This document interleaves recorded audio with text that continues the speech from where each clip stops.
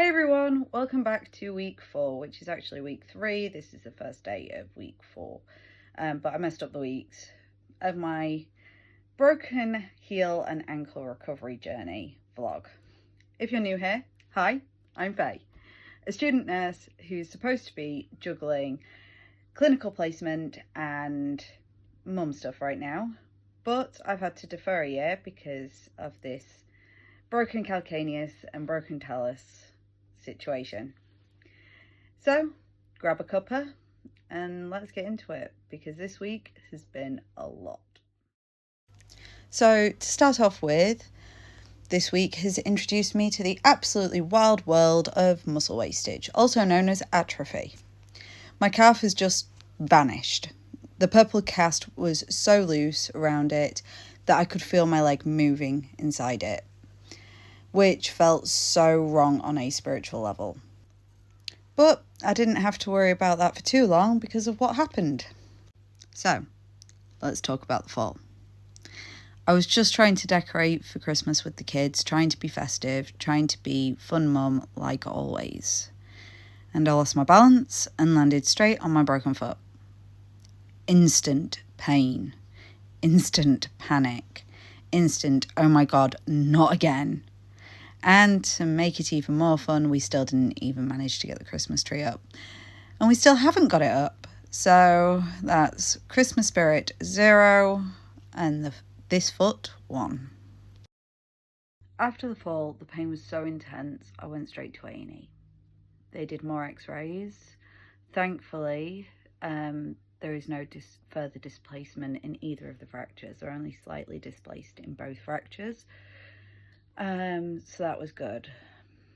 And 3 hours in A&E, which in all honesty, given the current struggles within the NHS, was pretty good going. There were concerns about compartment syndrome because my ankle was swelling in the cast. So the purple cast had to go and was replaced with, give me a drum roll, can you guess it?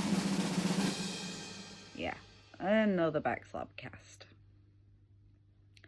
Dealing with that again also was not fun. I think it's safe to say that my Christmas spirit is well and truly going down the toilet at this point.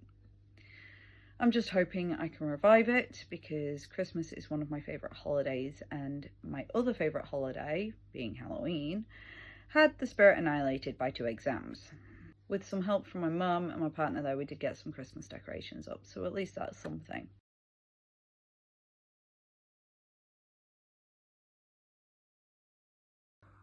Also, in my eyes, Look, flower! it's helping, Yeah.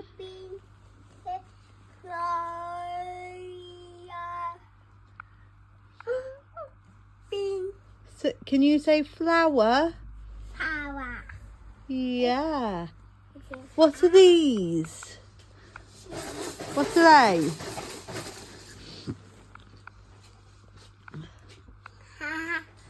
Flower. Just big flower. Ooh, flower. On a nicer note, I wanted to share something this week that's a bit softer and more personal. Something I've been working on. I've been crocheting these tiny forget-me-nots for friends who have lost loved ones. They're small, simple and gentle, but they hold so much meaning. And it's become a little mission of mine, really. So I've made it a personal goal to make 50 of them. That's 25 pairs of hearts, to donate to local hospitals for their bereavement support in the new year. It's something that feels really close to my heart, especially after everything we've been through recently. And it's a way to turn something painful into something comforting for someone else. It's strange in a way. Even while recovering from this fracture, even while juggling Crohn's, breastfeeding and life chaos, there's something healing about making something for someone else who's hurting. I guess what I'm trying to say is, it reminds me that even when I'm stuck on the sofa with my leg up, I can still do something gentle and meaningful that will help other people. And that's something that really does matter to me. Then there was the fracture clinic chaos, and this part was honestly awful.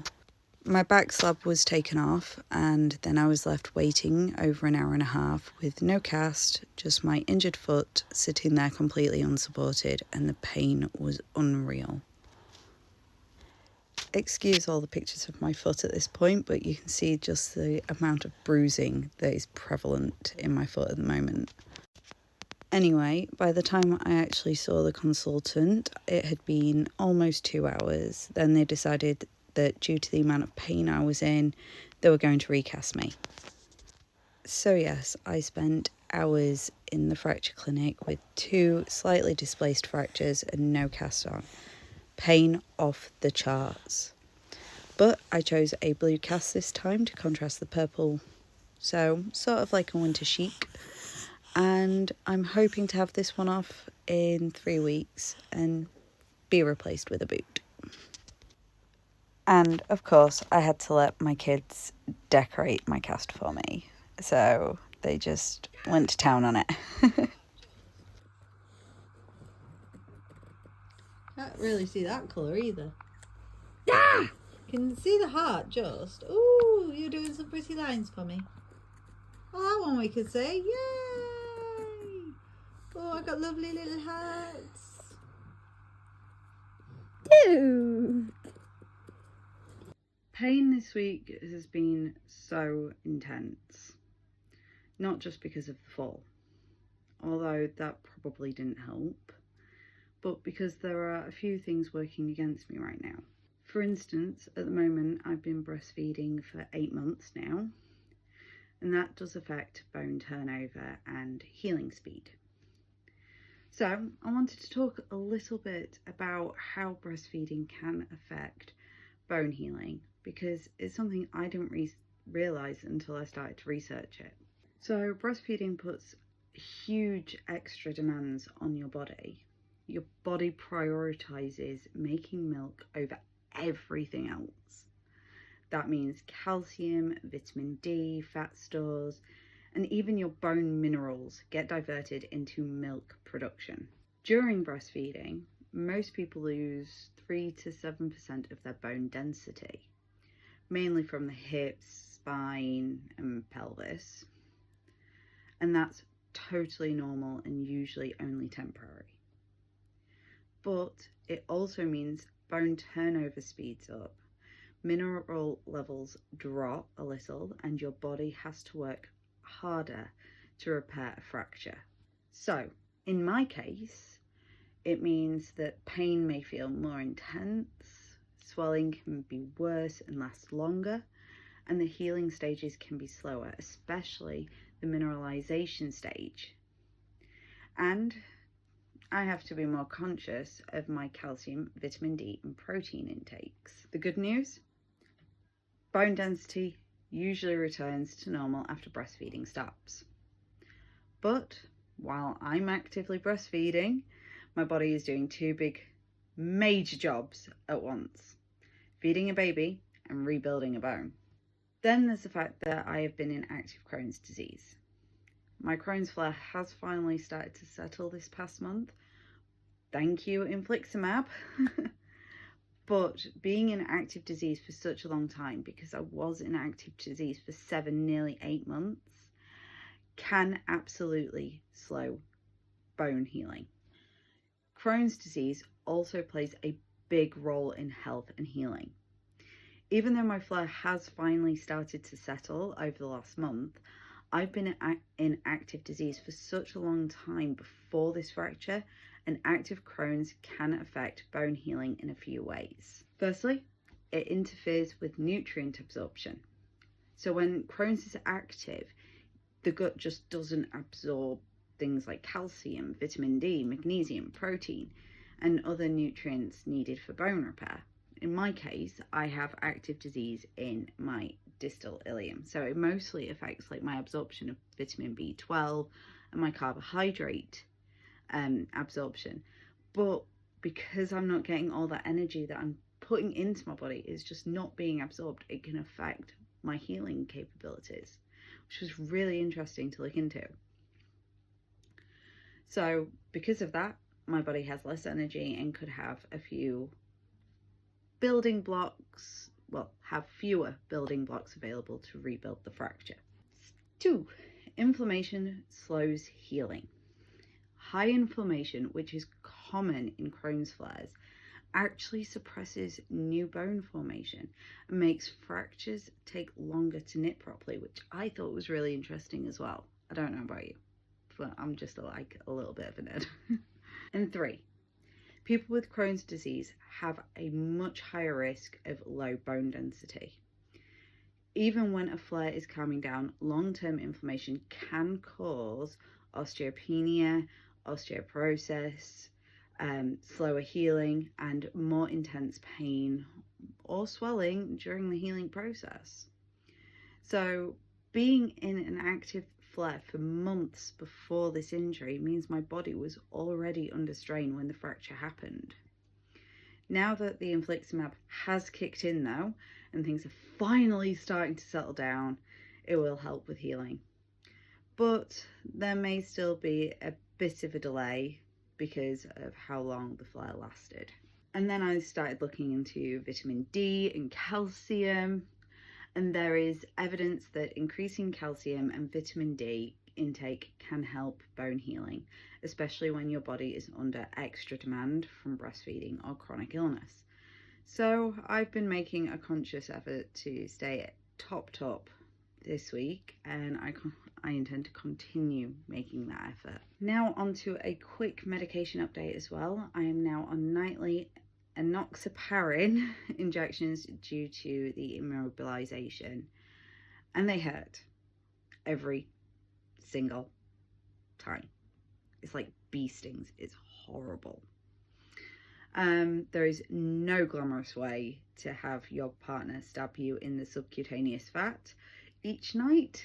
The bruises are starting to look like modern art, just a little bit. And yes, I am too much of a baby to do it myself. That job has been delegated to my fiance. Thank you, darling. And then a tiny bit of good news, as you may have seen in my lives, or as you can see here, we got a second-hand sofa, and honestly, it has changed my life.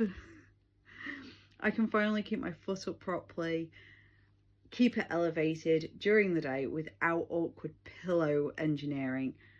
I'm comfortable while sat downstairs as well, which is really important, and the living space feels a lot more homely.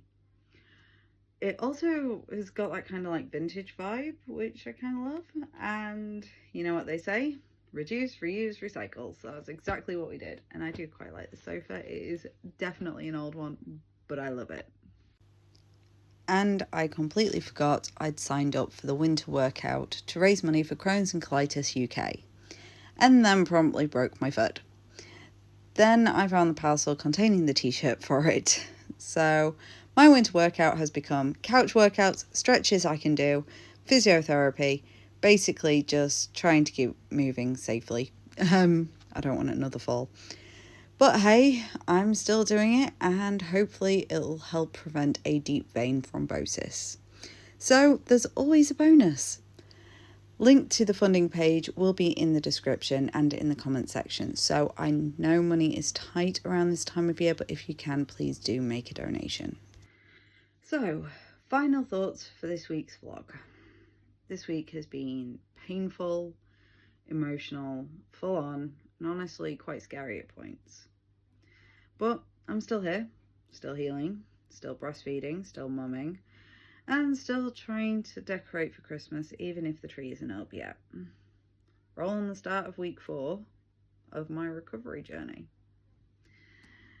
Thank you for being here and following along. It means the world. And remember, if you're going through something tough at this moment in time, you're not alone. So let's get through this together.